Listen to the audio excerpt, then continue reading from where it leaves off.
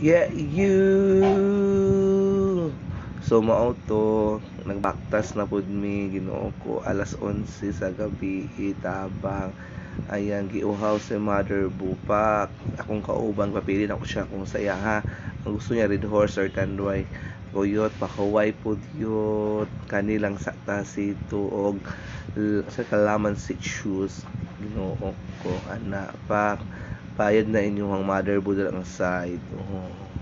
Ito check up panagabinan lang gid daw ana ko mag-date pa mi ana sa dihang paggawas na ako kakita anak ko ang paborito na worker Ginoo ko another baila si Mother Bu masing katinga na Diyos ko Lord tabang masakaon lagi mauna kay mabila ko investment choose kong kinabuhi ang kaon so ayan so of course dito mo kaon ka ng mga anak-anak lang syempre with egg and cheese o diba pasok sa banga namin po smile ako igsuon kay busog na po daw siya bye.